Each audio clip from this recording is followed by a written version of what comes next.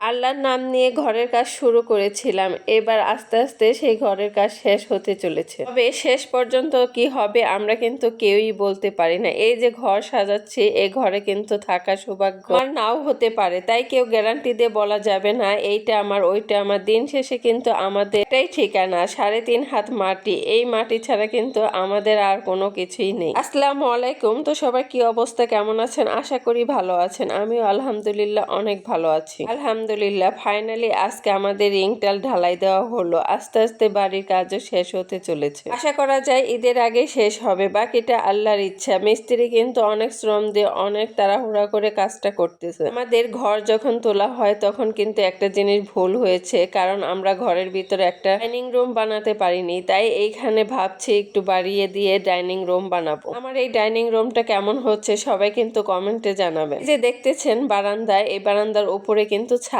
হবে না, এই বারান্দার উপরে অনেক সুন্দর টিন দেব। ছাদের সাথে টিন কেমন হবে সবাই কিন্তু কমেন্টে জানাবেন। অনেক জায়গায় কিন্তু আমি দেখেছি ছাদের সাথে বারান্দা হয় টালি টিন দিয়ে। এই টালি টিনের বারান্দা কিন্তু অনেক সুন্দর দেখায়।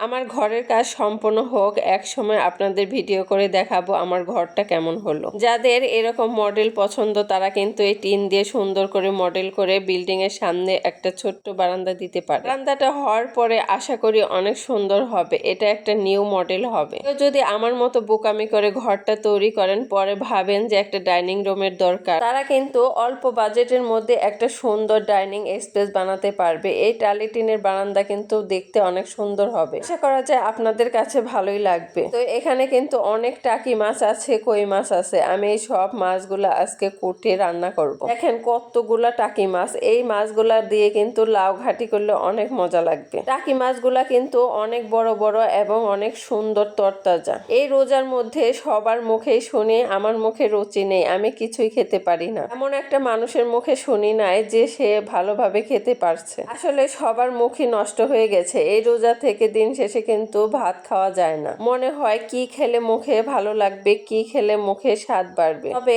আজকে 12-13টা রোজা চলে গেল, এর মধ্যে কিন্তু আমি একদিনও তেমন একটা ভালোভাবে রুচিসম্মত করে ভাত খেতে পারি না।